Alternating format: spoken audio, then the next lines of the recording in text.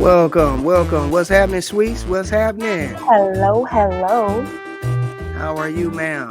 I'm amazing. And yourself? I'm doing wonderful, fantastic. That's like wonderful and fantastic put together. Shit, I'm That's supposed to be dope. looking up at the camera. Lord have mercy.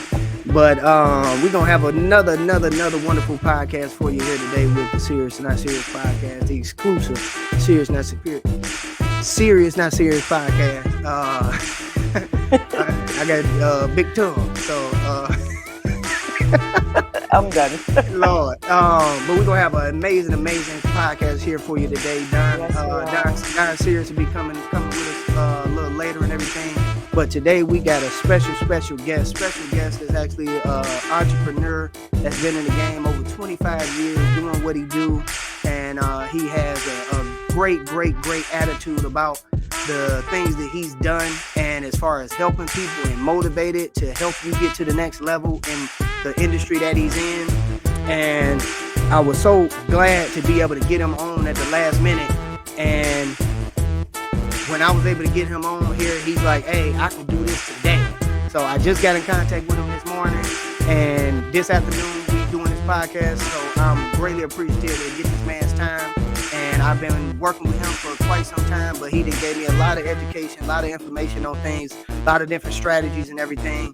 And it was an honor to be able to have the opportunity to bring him on to the podcast and everything. So without further ado, let me welcome a good friend of mine, Labarron Edwards. Wagwan, people. Nah, Hello. that's for the New Yorkers. Hello. How y'all doing? How y'all doing, folks? Man, good, That's brother. Good to hear, good to know. Yeah. You know, it's a beautiful day out here, man. I'm living life. I'm loving the way that my business is going. I'm just enjoying. I just got back from Cancun for a week, so I'm hyped up right now. Okay, all Good. right. That good old reset, huh? Heck yeah, man. Gotta get that at least 3 times a year. Where Yes. you how long were you going for? A week. For a week. Okay, like 7 days or 5 days. I know a week. Well, a work week. We arrived on Sunday and we stayed all the way till Friday. Okay. So yeah. So right. You know, and it was company paid. I didn't have to pay for a jack squat. Okay. So y'all drove down there? Heck no. Oh, okay. You crazy? Hey, y'all got down there by thumb. Shoot.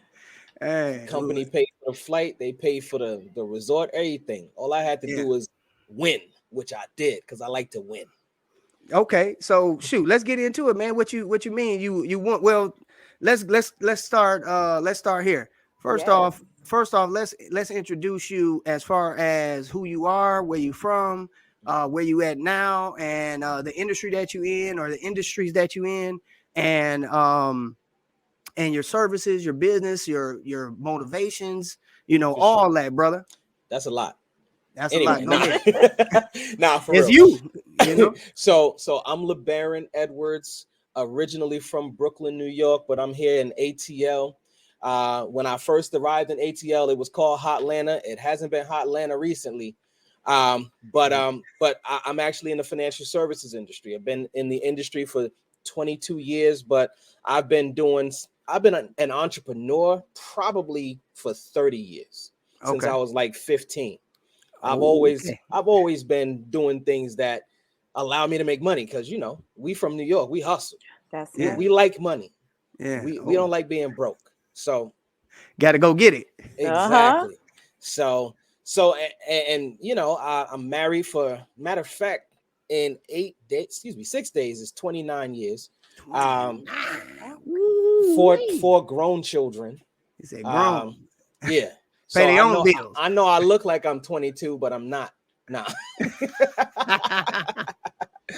So, but yeah, I mean, helping people is what I love to do. That's why I'm in the financial services industry. I actually was in the medical field prior to the financial services industry because I always like to help people. I always thought that there wasn't enough people that actually take the time to help people. So, and then when I learned that I could help people in this industry, but also make 10 times more money, I said, no brainer. I need to see what's popping over there. Yeah. Right. So nice. So that's me, man. I mean, look, I know you had a long list, but we'll get to all the Oh other things on that list. Yo. no, you good, man. You definitely gave a good synopsis of yourself and everything. And you were saying that you've been married for 29 years. Yep. So you say you've been in the industry pretty much, or like just business in general, 30 years. Correct. So that means your wife been down with you the whole time. Correct. Nice. You That's know, dope. they call us a dynamic duo for a reason. That's Yeah, right. yeah, That's very rewarding. yeah. Now where is she from? BK, son, what you talking? Okay, my bad, man. I'm being disrespectful, I think. Okay. It's like Fab. He was like, "Oh, you from New York? What part are you from?" I look at her like, "Are you dumb?" Nah. Man, okay. I And had to drop a quick bar. My bad. you stupid. Oh, okay, so you was rapping then. Okay, all right. You See, at the hospital rapping to the people. Like that's that. I'm so Brooklyn, baby. Come on. uh hey, so when you were young, because you said 15 when you was 15? Mm-hmm. 15. Man, what so was it like family members that put that motivation in you, or your Yeah. environment, just seeing things in your environment, or I guess everything, huh? I'm gonna break it down to you. All So, right. my mother, she's the ultimate hustler. My mother did Tupperware, Avon, Mary Kay. She did all kind of hustle stuff, but she was also a nephrology nurse. So she, eh, What's a nephrology like? so that deals with the kidneys and the flushing and all that good stuff. You got to Okay. Google to get the exact, medical definition. I know it Yeah, deals with kidney stuff. yeah. I Or don't know how to spell it, and but yeah, go ahead. I could be wrong. Could be liver. I don't know. It deals with something inside your body. Yeah. But so but she dealt with that, but she, that gave me the desire to look into the medical industry, as well as, because she was a hustler, look at Mhm. entrepreneurship. Yeah. So, when I was growing up, I wanted to be a doctor because she had all these medical books, medical journals. She had, all these CPT-9, ICD code, all this stuff dealing with medicine. And then she would have these videos of surgeries, and I was like, man, most people, they look at surgery, they get Grossed queasy. out or I'm whatever. like, Yeah. I'm sitting there like, damn, that's interesting. Yeah. Wow, they just open that up, and that's what it looks like inside the human body. Wow. Yeah. So that was me. I was fascinated by that. Yeah. So Wow. so that's why I started in the medical field, but I never forgot that entrepreneurial spirit that my mother Mhm. had. Yeah. It was just finding the right vehicle for me. Yeah. Right. And for me, I'm one of these analytical types where it has to make sense to me Mhm. what you're doing. Correct. So Make it make when sense. Yeah. exactly. So when the financial industry came my way, I said, wait a second. I'm from New York City. I literally used to work for the Department for the Agent for New York City, which was right across the street from the New York Stock Exchange. So when the financial services industry came to me and they said, oh, by the way, I'm going to teach you how to play this money game, I Mhm. said, well, damn, I'm 20 year old, well, 23 at the time. I think somebody should have taught me this stuff by now. For real. Yeah. Mhm. Oh, and by the way, when I was 16, I used to work at Smith Barney. And I don't know if you remember Smith Barney, but they were one of the top tier investment firms in the whole world. I used to work at the Brooklyn Army Terminal, mailing out prospectuses to the advisors across the globe. And not a single individual taught me what the hell that prospectus meant for my life. Yeah. Wow. Yeah. So once I found out that I could actually learn how to play that game, I said, bet, I need that. And then when they said you can make 100, 200, 300, 500, a million, 2 million, 5 million, $10 million a year, Yeah, I'm like, boy. bruh, Antennas perked up. let me get in there. Let me get in there somehow, some way. Yeah.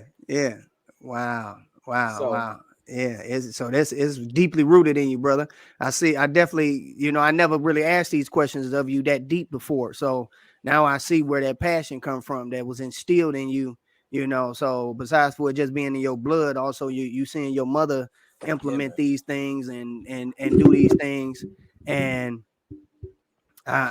man, Yeah, I done heard some times where you was breaking stuff down and being and showing people that they could do things as well, if they just put their mind to it and everything, man. So Right. I like that you're a self-motivated person.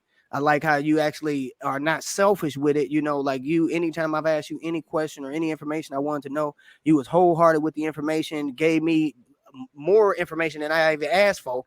look, if I told you I'm analytical, so Yeah, I think about all these different angles. yeah, If you want it, I'm gonna give it to you. yeah, yeah. So you said that you got into the medical industry, and then how long were you in the medical industry for? About 5 years. About 5 years, and Yeah. then what was the approach when somebody approached you on the financial services? You know, what were you getting a sandwich? Was you know what Nah. I'm saying, in the traffic? You know what I'm saying, like what was going on? Take me Let back to me that let me day. set the scene. Okay. I was getting fed up with the medical establishment. Let's Mm-hmm. just put it that way. I didn't really want to.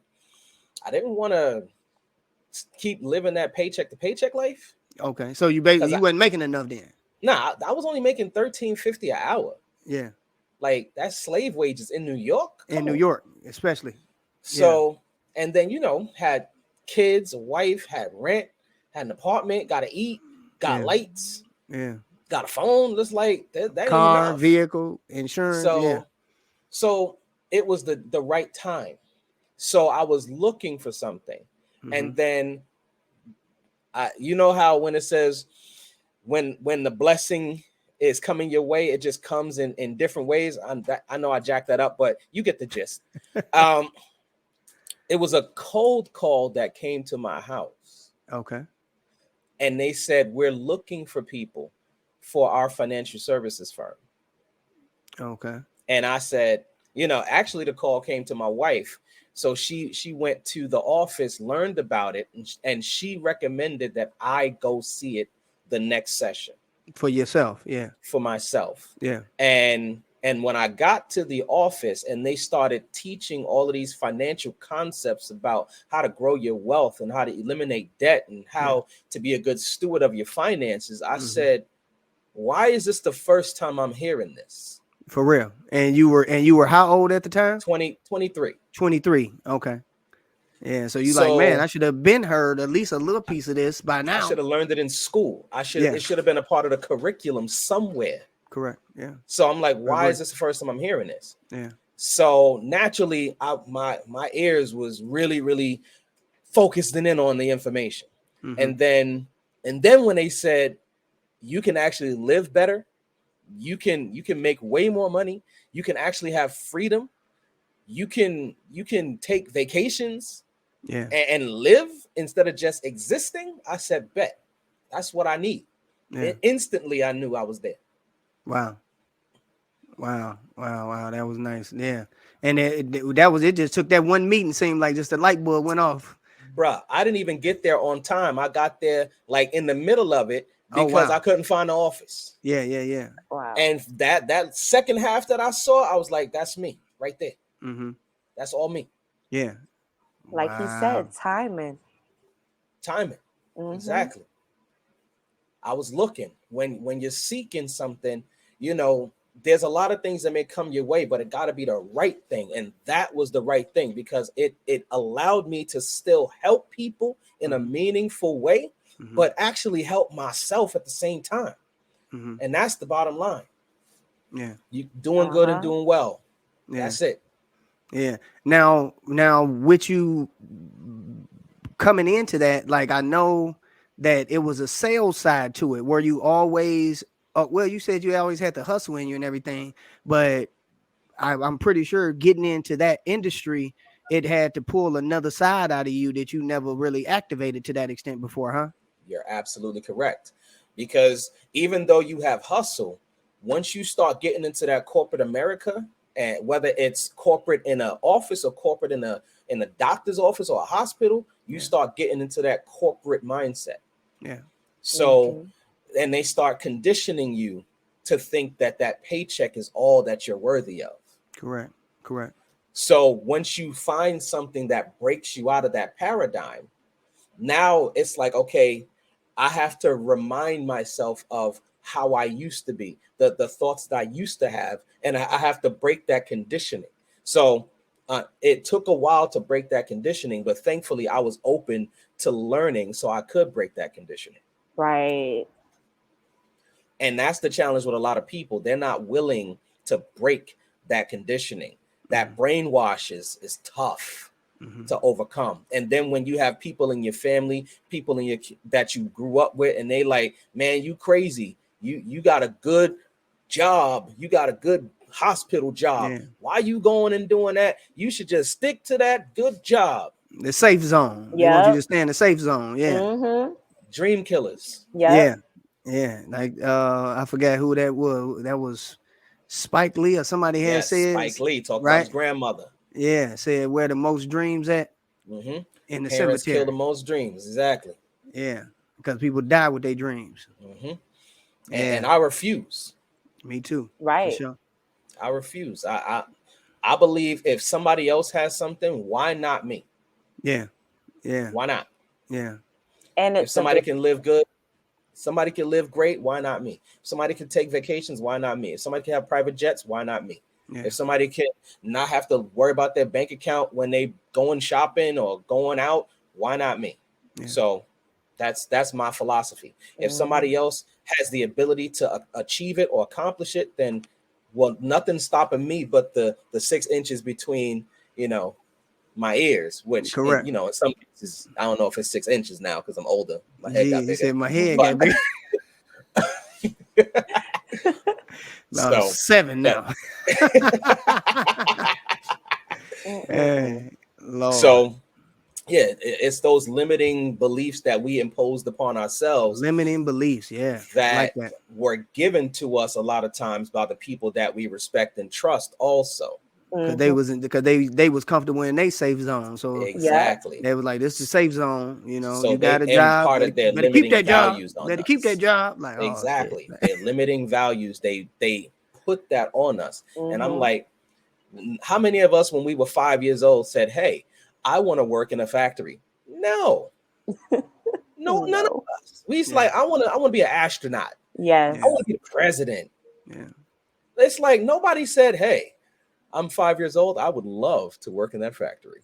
That's going to be my dream job. None of us said that. We were acting like we were ninjas and flying. Yeah. We actually had imagination. We actually had dreams.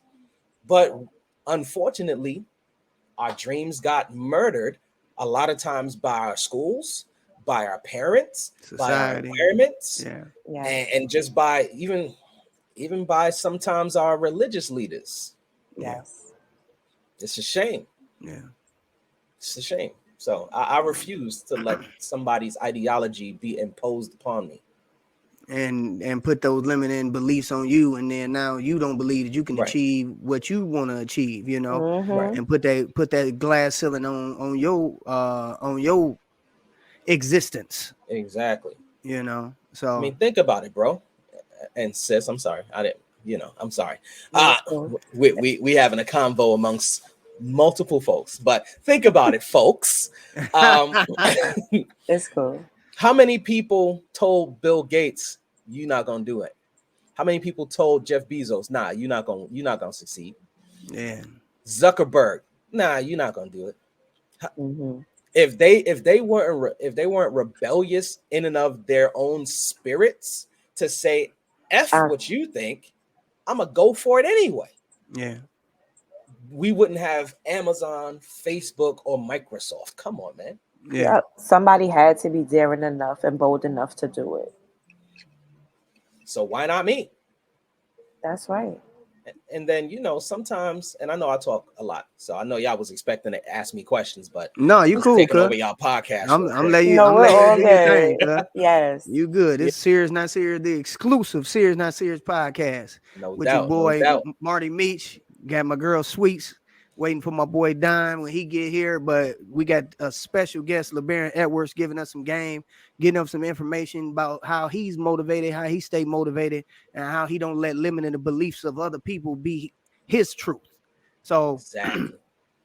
Greatly appreciative to have him on the podcast. And want to get to like the industry that you were in, the industry that you're currently in and everything, and you've been in, did it it involves you, like, did you build a team, or have you built teams before of people to get into the industry? Because it's just as motivated as you was, I'm pretty sure you was ready to tell everybody that you knew, you know. Absolutely. Oh yeah. Team building is a huge aspect of one thing I have to let everybody know, and it's very interesting. Every business recruits people. Correct. That's the whole purpose of having an HR department. Correct.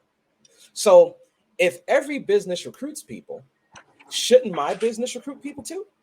100%. So I am the head of HR for my firm.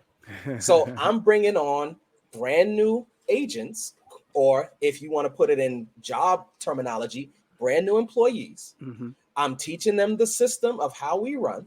Mm-hmm. And then I expect you to take the position and do the job that's in front of you.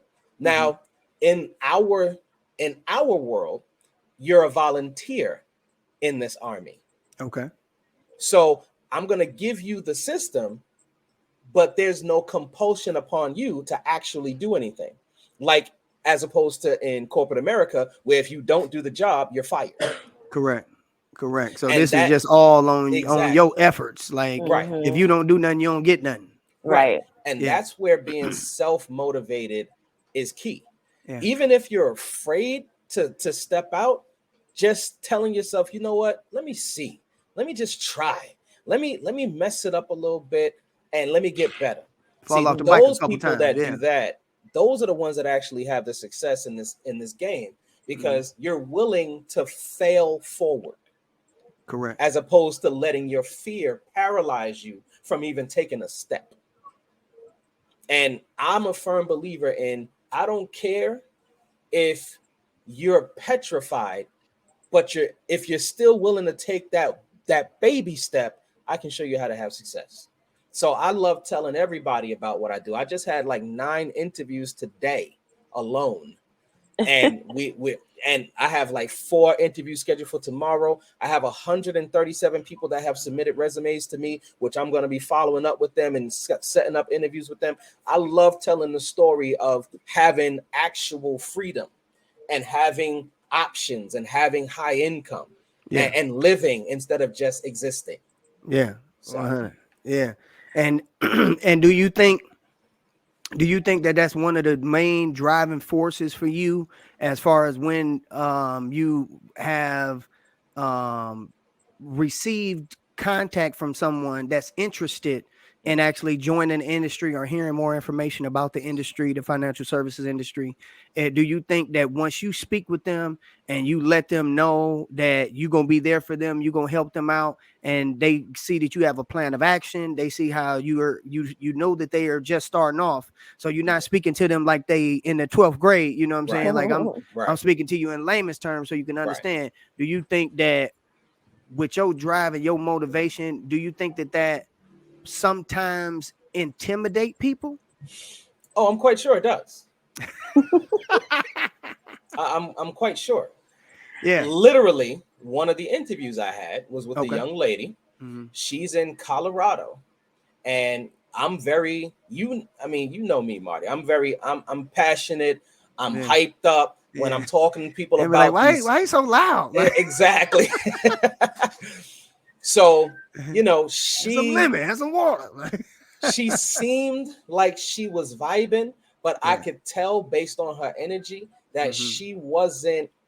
She was too reserved for it. So once I realized that, I had to calm everything down and get a little more on her level so she can feel a lot more comfortable. Yeah, mirror her a little bit. Exactly. I mean, well, it's a good thing you know how to do that. Not many people have that skill. Well, it comes with understanding people and actually taking the time to notice the little nuances of their quirks and personality. If you see somebody retreating because you like, take it, chill. Mhm. Chill. But you got to notice some people too much into their spiel Yes. where they don't notice the human that's sitting Mhm. in front of them. Yeah. Notice Yeah. the people. Yeah. Now you doing this over Zoom. video, Yeah. over video? Yeah. I do everything on Zoom. Okay, everything on Zoom. So Oh. you can see their demeanor and their body language and all of that. Yeah. I mean, I've been doing this for a long, long time. So I'm kind of good at understanding body language, the words that people select. If you understand things like the star personality types, people who have certain personality types, they use certain words a lot, and that kind of gives you a tell of their personality type, their major personality type. Like if somebody says feel, you feel what I'm saying? I feel, that's somebody that's an R relational type. If their go-to word is feel, they're Hmm. typically an R type. Okay. And you said the So R is relational. That's relational. somebody Okay. that is kumbaya, want to hug you, let's cry together. That's the R types. Yeah. Yeah. I Okay. feel like this. I feel like Yes. that. Right. Okay, motherfucker. So that's Well, I typical of feel R. like I want to throw a question in because Hit Marty me with been it, just sis. going and No, going. I'm waiting on you. I'm waiting on you, baby girl. It's like as soon as he stopped, you just like, bam. I'm like, My okay. bad. My bad. Nah. But you have the floor there, ma'am. You have the floor. I wanted to know about a teachable moment from the beginning. Man, how many? Man. So, The first one that comes to your mind. okay. A teachable moment, man. And like I got this ass whooping in 73. Like I know not to be turning that stove on no more. Like so are we talking business Business. wise? Okay. Business. Yes. So I'm gonna talk about a moment where, and this is where my wife actually helped me in this teachable moment. Okay. So have you ever been so overzealous about this new information that you want to tell every single thing about it? Yes. And you just like, and what about this and that and this and that? So meeting with a potential client, my wife, she was with me on this particular day. And so, I'm getting in my bag, I'm hyped up, I'm energized, but she noticed that time was creeping, and it was like half an hour and an hour and then an hour and a half and then 2 hours. And it was like, she was like, bro, you're not seeing these people's body language. She was able to notice their body language, but because I was so like, man, I gotta give them the knowledge, I gotta tell them the truth about it. yeah, Uh-huh. I was not focusing enough on them. I was too focused on delivering what I had information. to Yeah, give. yeah, yeah, yeah. So naturally, we did not transact business with that couple. And then my wife says, do you know why? Because you were not listening to them. And it wasn't just listening to their words, it was listening to their body language. You were not noticing that they were looking at their watch, or they were looking around. They felt they were Uh-huh. uncomfortable. And they were looking at like, okay, you've been here this amount of time, you probably need to shut up now. But I didn't realize that. So Okay. she helped me get to that point when I stopped worrying so much about what I'm delivering to them and focus much more on what they're giving to me, so I can formulate a game plan that's going to be beneficial to them. Right. So yeah, that was one of those moments in life for me in business that helped me adjust. Okay. Well, that's an important one. Yeah. I'm pretty sure that's still helping you to this day. Yeah, that's With why every now, poll, right? exactly. That's why now I can literally through video web conference feel somebody's energy, feel their body language. And Hmm. I know somebody halfway across the world, across the country, it's still like I'm sitting in front of you at your kitchen table. Got you. Gotcha. Yeah, because you make it that personable and in your conversation, in your inflection, in your Exactly. and the pace, your pace of the conversation, Right. all of that translates over to the person that, hey, this person is caring that they're providing me this information, so I trust that they're giving me the right information. Exactly. Yeah, so they hear you more, hear you better. Excuse me. Yeah, so that's good. What you doing? You singing, Sweets? I'm sorry, outside is loud, and I don't know if you guys can hear it, so I keep I trying can't to. hear anything. What is a No, like a dump truck outside or? no, they have music playing and a motorcycle. I keep hearing. Hey, Word? I don't hear none of that. you stay next to some Oh, you stay next to some Hispanics, don't you? It's a fiesta. I'm in the It's a Bronx. okay. My Come bad. on. My bad. All right, chancletas everywhere. Like, Everywhere. Wow. But no, I was saying, I forgot what I was saying. I think I was saying that him being able to be attentive to the clients, it allows him to actually meet their needs, yeah, specifically catered to yeah, what they want. yeah. As When you kind opposed of to just just go telling in, him, yeah, as right. Yeah. opposed to telling him what he wanted to tell him, me tell Yeah. him what they want, what they Hmm. asking to hear about. Yeah, It's like letting them run the meeting. correct, Exactly. correct. And you know, we all I'm sure you've heard this statement. You have one mouth and two ears. So you Correct. should listen twice as much as you're speaking. Correct. You Hmm. who's heard that? You've heard that before. Plenty Yes. of times, yeah. It especially counts when you're talking to somebody about their money. When And you're talking to family, somebody and about yeah. their money, their future, their Hmm. legacy, Yeah. forget your ideology and listen Hmm. to what they want. If you actually listen and you actively listen, they'll tell you everything that you need to know for them to become your client and for you to be their trusted advisor for Yeah. all of their financial needs. Yeah. Hmm. But you Nice. gotta take that time. See, a lot of financial services professionals, they have an ideology. I gotta go in there and close on the first night. I gotta go get the close. I gotta go close. Yeah. And you know what? I was one of those people in the past because I was a part of an organization where it was close, close, close everything, close everything. Yeah. I now, as I've matured, I understand I get a higher quality client when I actually deal with their real situation. They become more loyal to me Yes. and they actually write much larger sales with me because they trust me more. Yeah. Yes. Instead of me going in with the ideology, I got to close them out. I got to close them out. It's like, freak that. Let me listen to what they want.